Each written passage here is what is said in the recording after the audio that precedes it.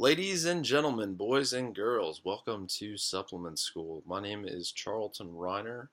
I will be your host on this informative guide to helping you get in the best possible shape your genetics will allow. Now, I know that everyone out there has probably tried a certain type of diet, and more than likely it didn't work out. In this particular episode of Supplement School, I am going to help you try another diet, one that has worked out very well for me, and the science is there. So, without further ado, let's get started. First and foremost, the most important thing that you're going to need to do if you want to lose weight is you need to start lifting weights at the gym. So, you need to start doing weight training.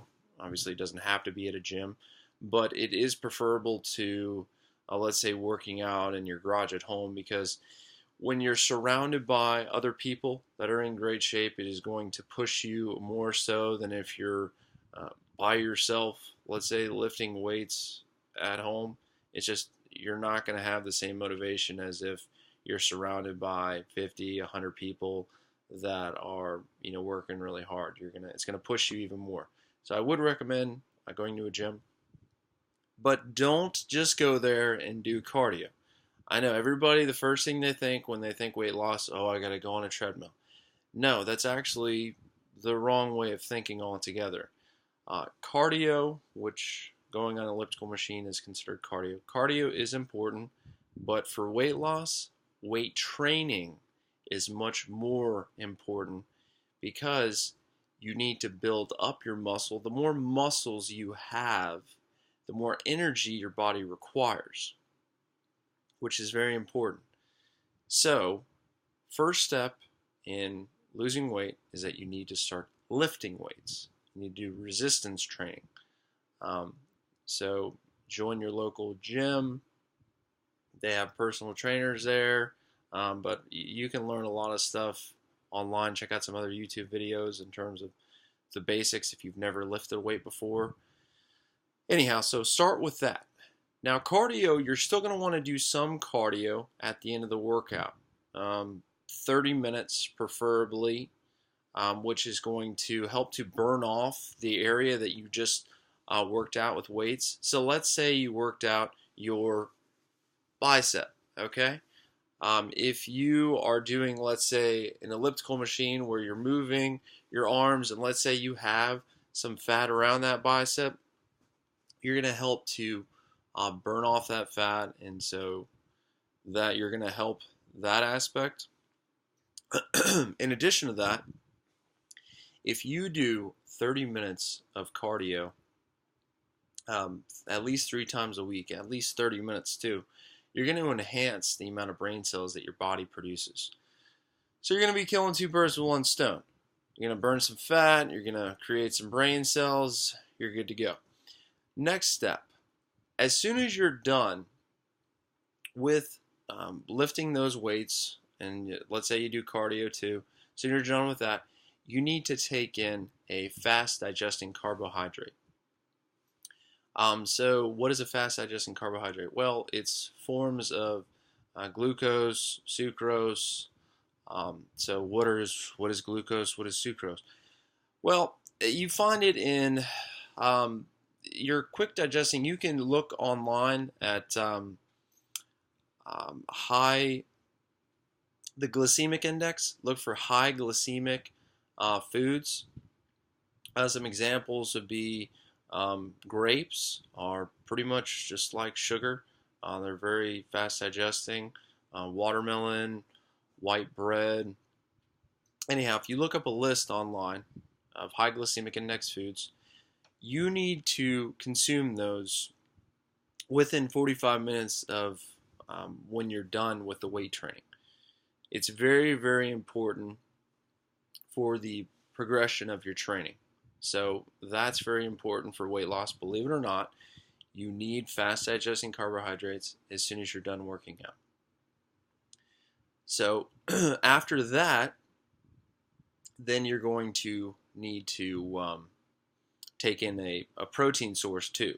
some type of lean digesting protein. So you could have chicken, turkey, any kind of lean protein source, fish, or you could have a protein shake. I personally prefer food. It's much better to eat your protein than drink it. Um, so anyhow, you have those steps so far. Next up, what we're going to get into is your daily eating habits and what you can do to help promote weight loss. I'm not a fan of saying, okay, I'm going on a diet. I'm a fan of just changing what I eat and when I eat it. So if I am, let's say there's, some part of the day I've been craving a sugar source. Okay, well, after I'm done working out, that's when I have that. And I know that it's going to the right place. Let's say you don't work out one of those days and you eat one of those high glycemic index foods right before you go to sleep. A horrible idea. Horrible. It's going to turn into fat. It's a very bad idea.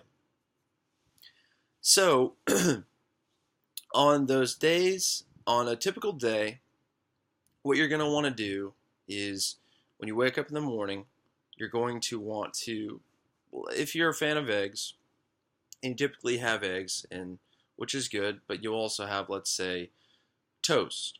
Okay, cut out the toast. You need to go to the grocery and get some high fiber tortilla wraps. There's a variety of different brands you can choose from depending on the grocery store and whatnot.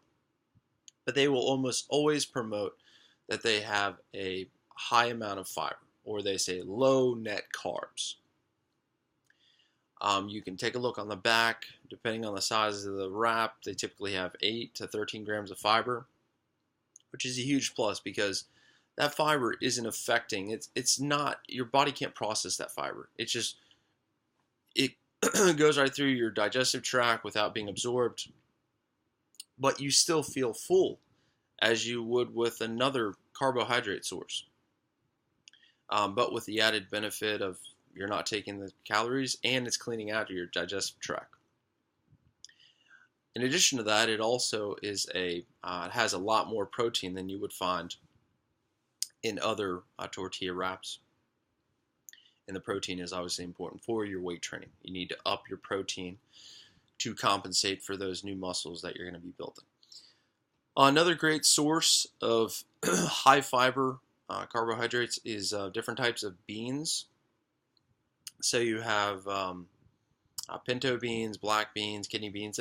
All beans are high in fiber, and they're going to be they're going to have a higher protein content as well.